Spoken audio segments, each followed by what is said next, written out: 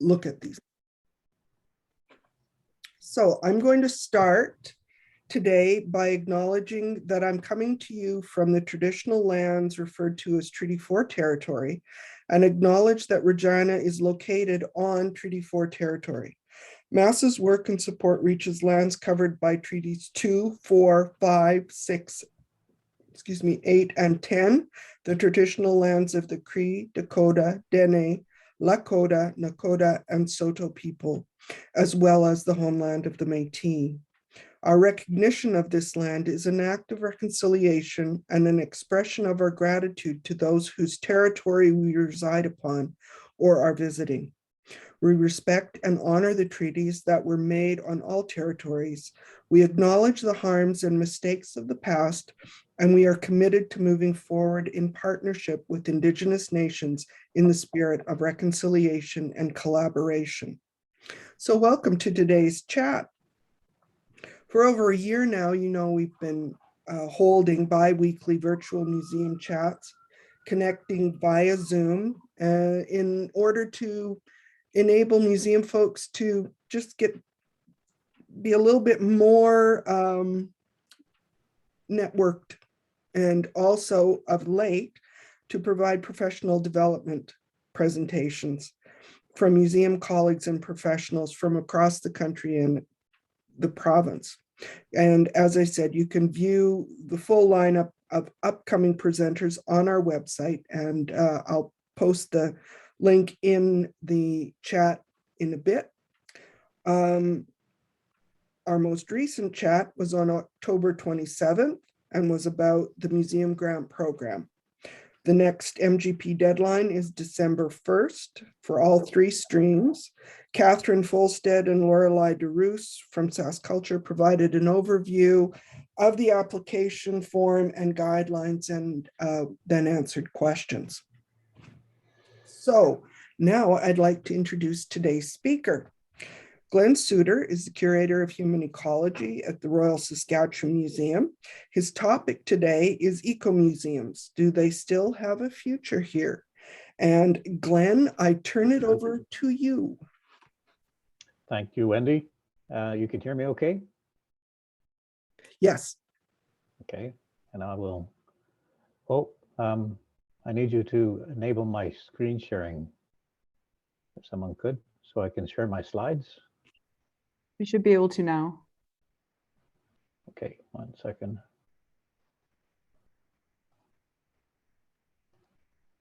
There. So can you see my slides? Yes. Yes. Awesome. Great. Yes. Well, thanks for the chance to run through this, the topic that I've been looking at, and others in the province have been looking at for a while. Hopefully by the end, we'll have a shared idea of what ecomuseums are, which is always a bit of a tricky thing, and whether they do have a future here in Saskatchewan. So how I get to, there we go. So the topic generally fits into the research I do here in my curatorial program along 2 main themes. One is that very interested in the larger challenge of living sustainably, and that requires sort of approaching things by thinking about systems, and an ecosystem or an ecomuseum when it's up and running is a very interesting system, so it fits there. And also it's a way to foster local community development and really revitalize local cultures. So the notion of how sustainability is impacting cultural evolution also sort of seems also fits into this work. And I've been looking at it on 2 sides. One, working directly with individual communities to set up the functioning ecomuseums, and also at the provincial level, working with MAS and a number of other organizations to try and foster a larger movement around this idea. And we'll touch on the reasons for that as we go through. But what I'm going to talk about in the next few minutes is laid out here, trying to provide a little bit of context and where the idea of an ecomuseum came from, I want to run through a few examples from around the world and get everyone thinking about how they work. And finally, of course, what's happening here and any final thoughts looking ahead on this topic. So I don't know if I can see the chat, but if we do have questions along the way, please drop them into the chat and I'll try and address them, or certainly have them time at the end to go into any thoughts or questions you've got. But to launch in then, this is a question that always comes up when the topic of an ecomuseum is addressed. What exactly are these things? And as we're all familiar with the more traditional model of a museum, where it's a building and with stuff in it, experts, and people come to the museum to experience those things. And we can talk about how a museum is doing by looking at its collection and what visitation rates and gift shop sales, these sort of metrics of success. And that stands in sharp contrast to what an ecomuseum is. I always say you can point to a museum, but it's hard to point to an ecomuseum, but you can draw an ecomuseum on the map.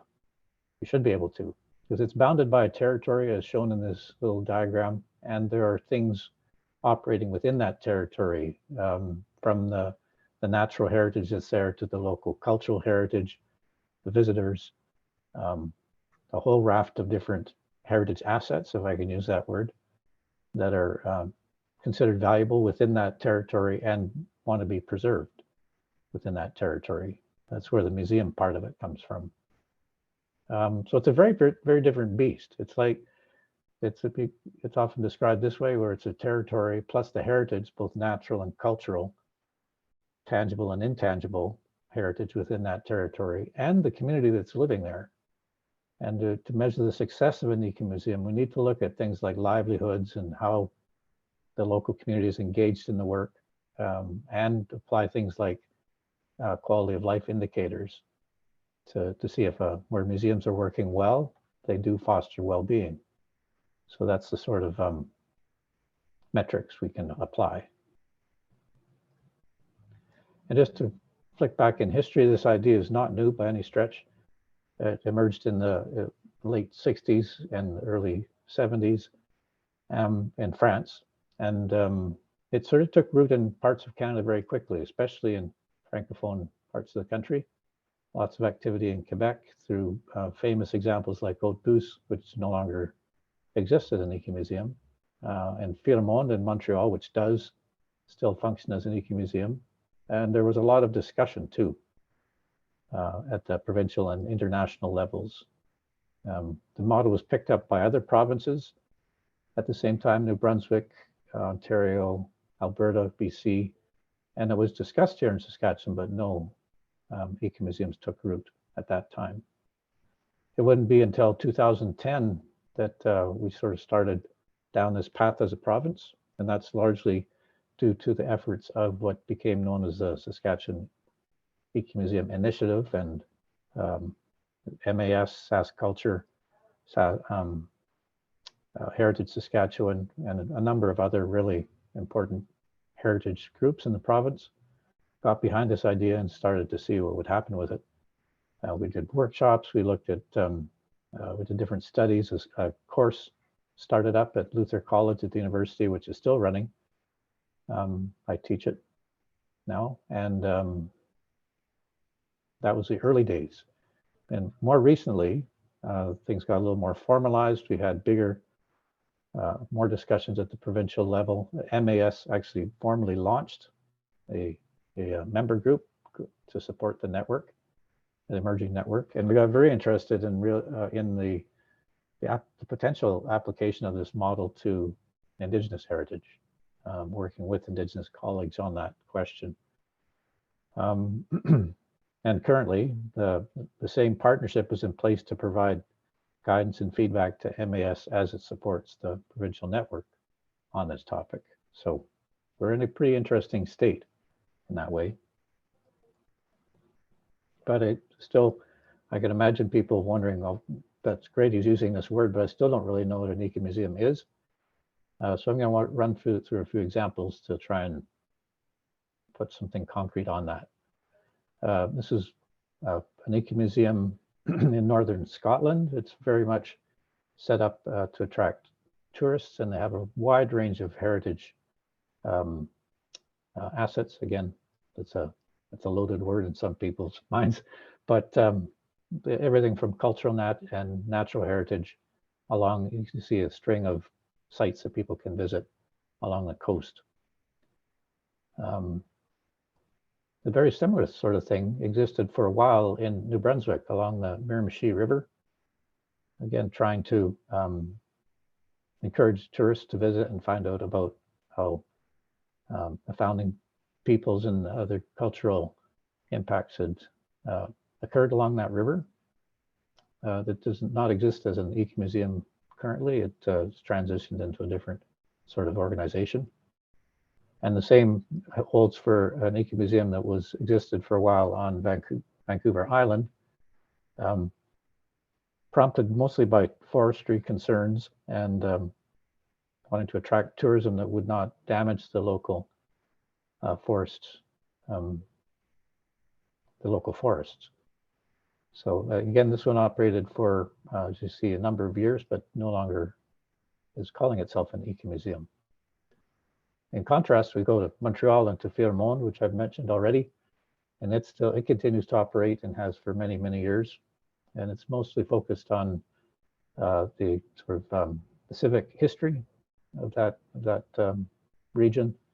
And it certainly is there for visitors and tourists, but it's a little more concerned with the local identity around the industrial activity that's taken place there. And the same can be said for one of my favorite ecomuseums in northern Italy, a place called Cortimiglia. And it's a very famous region for its producing wine on these sort of terraced vineyards. And for many years, those vineyards were being impacted by pollution and flooding. So the community decided to use the ecomuseum approach to counteract some of those effects. And they've done some amazing things, including convincing some of the local industries to limit their pollution. They've revitalized their economies in many ways by focusing on things like shared values, by setting up demonstration farms for how to restore these vineyards and get them working again. And they develop new markets for some of the wine that comes out of that region. So it's a really very interesting idea. And you can see it's mostly about community development around the identity and livelihood. It's not really a tourist-driven thing.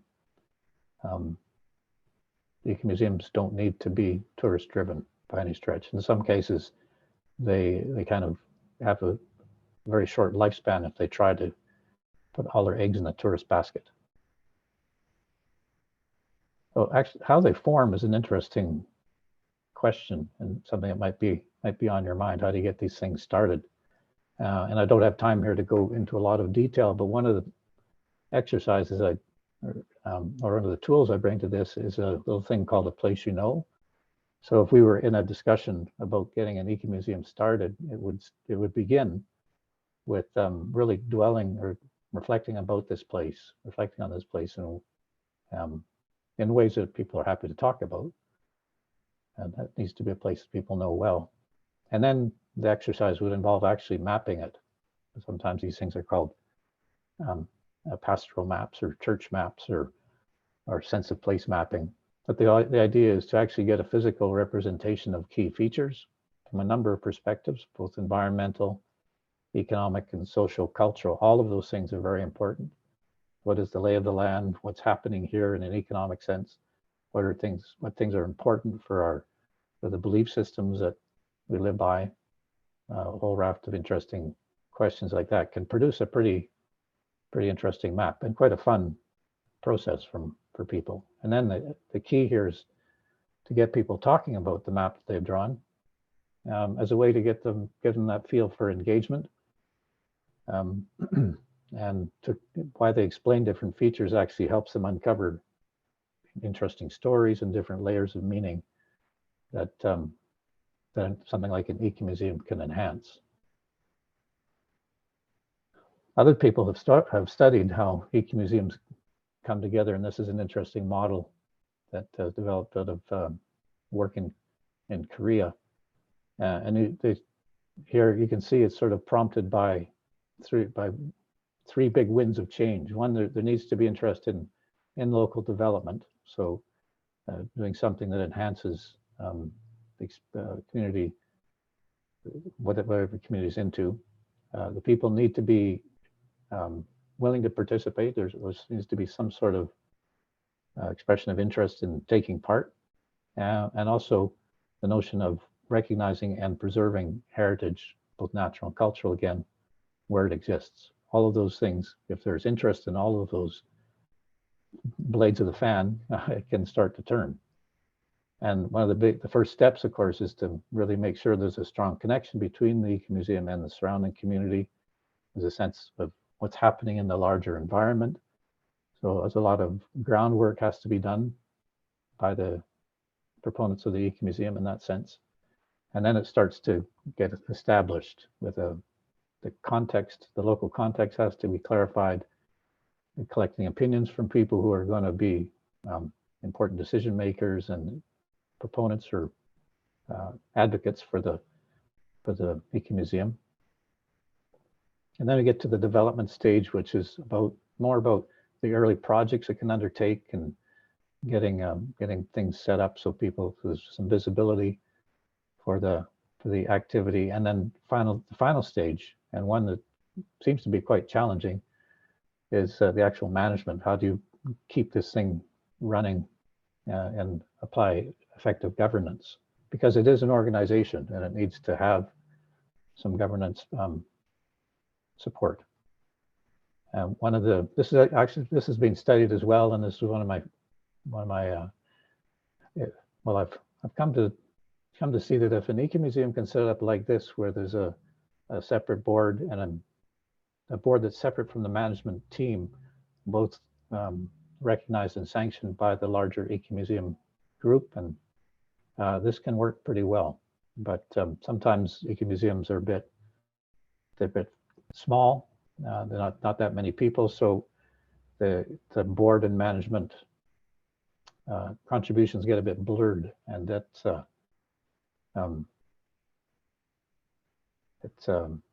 could sometimes make it difficult for a museum to remain vital. But these are sort of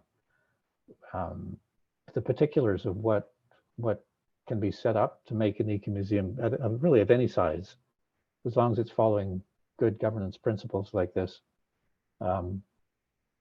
They can last a long time, and they can have longevity. They can make sure that they exist past the people who start them. The other thing they need to be aware of is that since they're responding to things that are happening in their communities, so the principle of adaptive management come into play, where you plan and you take action, and then you see what happens, evaluate, and then it's a repeating cycle. So that actually feeds back into the governance model, and you can see why it's important. As feedback of what you're doing comes in, you need to be able to, the organization needs to be able to withstand that and adapt to it. So that's in a nutshell what Ecomuseums involve and how they take shape.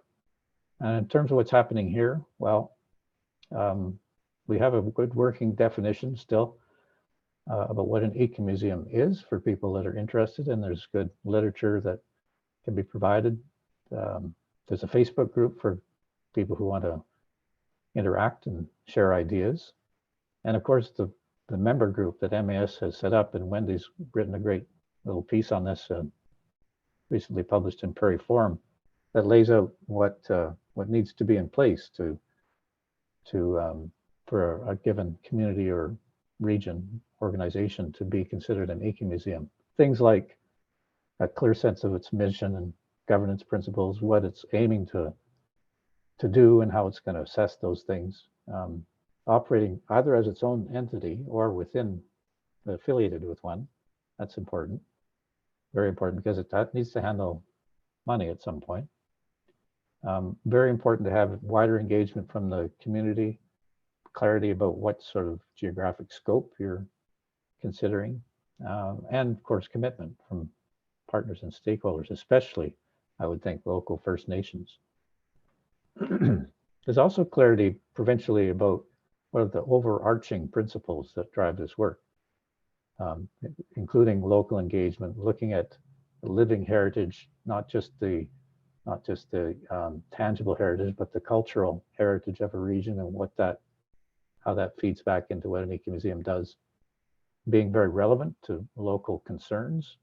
So having your finger on the pulse of what's coming out of region or community and responding to that, making sure all aspects of heritage are considered, and of course, making room for Indigenous input. There's some great examples. The earliest one is down in Val Marie in the southwest by Grasslands National Park, and it's more focused on grasslands culture, the ranching culture, and the local ecology in that area. Close to Regina here up in the Capel Valley, there's one, Calling Lakes Ecomuseum, very concerned about local water quality. Also nearby, we have an ecomuseum set operating near White Butte, and they're doing some fantastic work on local identity and outdoor education. You see some examples here. And the Civic Museum of Regina, right in Regina here, is also transitioning to the Ecomuseum model. So there's some exciting things happening, stuff to watch.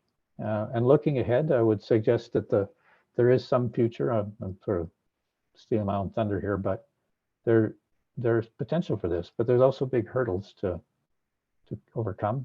Some of them are noted here, that if we're operating by a pretty Eurocentric idea of humans being separate from nature and between, that sort of determines who has a lot of control and power in a different community.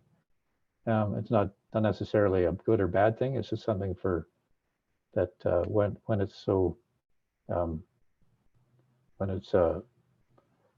when it's fostering isolation and sort of silos, it's hard for a holistic notion like an ecomuseum to take root. So it's good to be aware of some of the things we're up against. And in contrast to that, of course, part of the reason I'm hopeful is that we can look at and benefit from Indigenous ways of knowing, where we don't have that chain of being. It's more of a collective. There's more room for holism and bringing in all some of the wide range and the rich experiences that can come from this sort of perspective on the world. And we've also, so I think it's also encouraging that Indigenous people are offering their thoughts about the ecomuseum model. And it's shown here where to set the perspective they've offered on ecomuseum is that it brings in sustainability. It brings in all types of knowledge, and the goals are mostly about making sure people feel included and there's cohesion, there's fulfilling work. The notion of attracting tourists can be there, but it's a secondary thing. The focus again is more on what it means to develop and enhance well-being of this region. And the last thing for me is that there are many, many access points to this work. If we agree that ecomuseums are an access point to sustainability, and then they can focus on food or healthcare, tourism, ecotourism, preferably to keep the impacts low. Public education, preserving language or ways of life. There's many, many, many different ways to revitalize local cultures through this model. So my underlying conclusion is that the seeds have been planted for this network that I've described here. They need to be nurtured if the movement's going to continue. Like anything else, if it doesn't get food and water, it'll dwindle over time. But if it does grow, then ecomuseums could be an effective way to enhance community well-being and more sustainable forms of development. So that's what I wanted to talk to you about. That's me. If people are interested, you can reach me, and easy to track down here at the Royal Sask Museum. So I'll just stop it there. Thanks, Glenn. I put a bunch of links to those documents on the Heritage Saskatchewan website in the chat. So if you want to check them out, they're still pretty relevant. I don't know, does anybody have any questions for Glenn?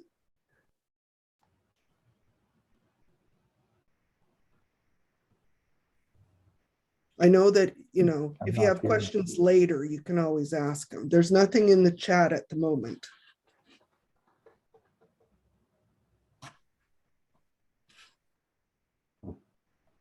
Don't know why you're not hearing me. My mic is working.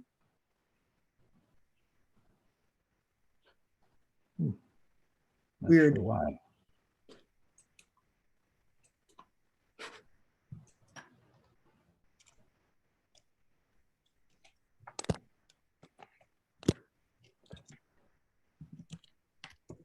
Why? But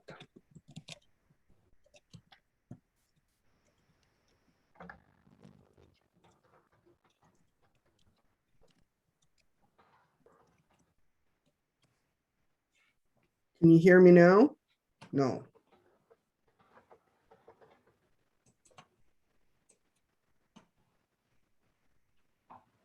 Okay.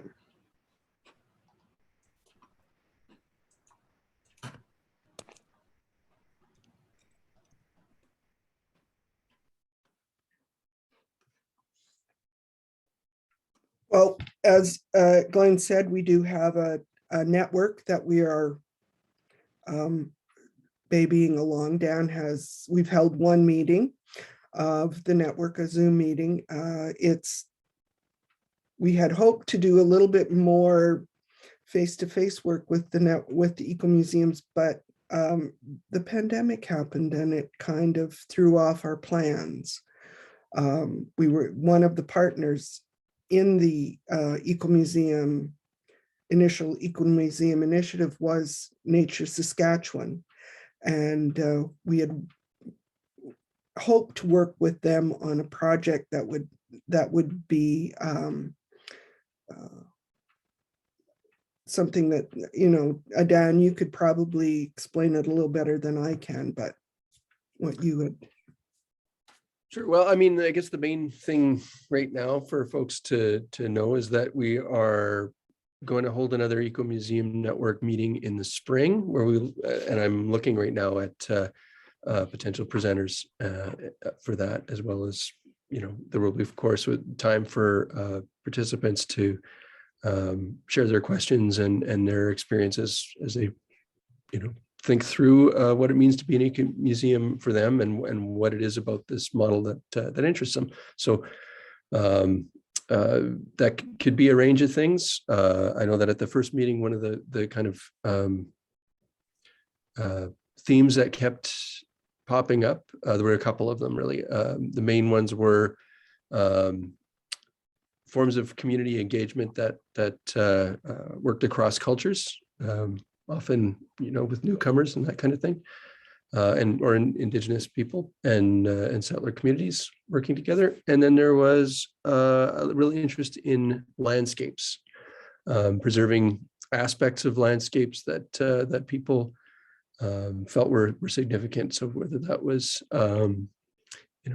traditional practices on the land, such as ranching practices, that kind of thing, or specific landscape features, ways of using the land, basically, and coming up with new ways to preserve those and to work together to kind of celebrate them as well. So those were the two big things that came out.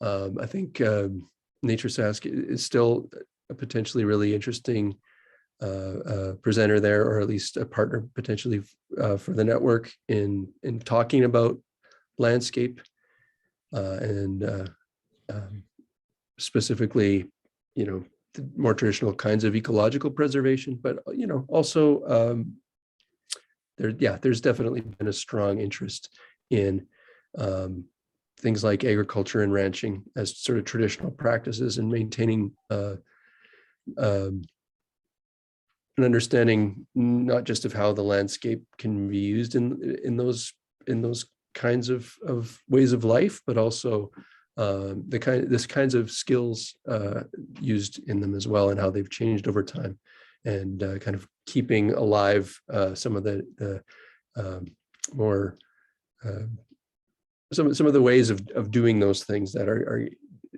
getting less and less common, but are still culturally important. So those are kind of some of the themes that came out in the first meeting, and I think that we'll be exploring as the network moves ahead. And I think this is something that will certainly be reaching out to the districts, because I can see this is something that we could work really well together on, I think, because it isn't necessary for a community to have a physical, bricks and mortar museum to consider the ecomuseum concept. There are other kinds of ways a community can build on this idea. There's just usually some kind of something that happens that is a catalyst for a community, some change or expected change, or something like that. So in this time, there's all sorts of things that could trigger people to want to look at their community in a slightly more holistic way, as Glenn said. Can you hear us now, Glenn?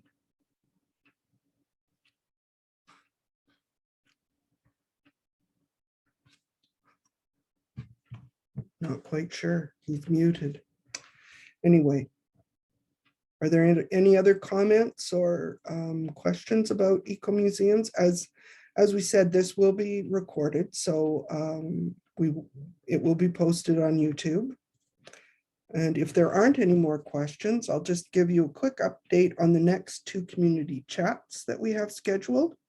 November 24th, Carla Rasmussen from WDM Moose Jaw is going to talk about the programming they've done with Senior Centers Without Walls. Carla is the Education and Public Programs Coordinator with the WDM Moose Jaw, and she's going to discuss their partnership with the Senior Center Without Walls to provide programming opportunities regularly to seniors across Saskatchewan throughout the pandemic. And this has been done mainly by telephone and has been very successful.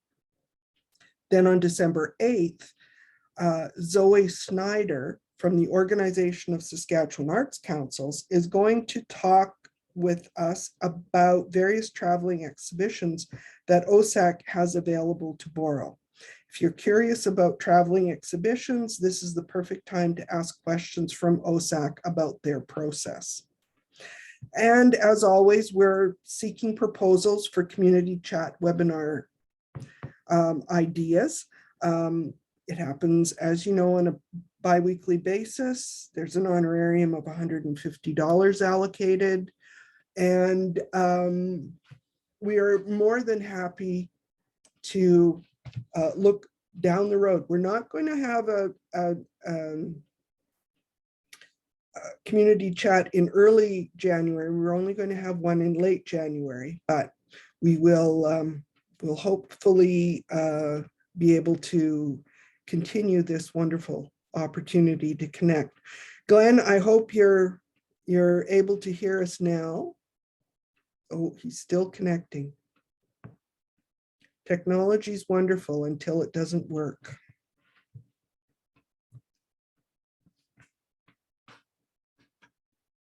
Any other questions or comments? We didn't have any other questions. We talked a little bit about what the first Ecomuseum Network meeting was like, Glenn, just so you know. And I think with that, I'm going to say, have a good 2 weeks. get your snow shovel ready, and we'll see you at the next community chat. Bye-bye.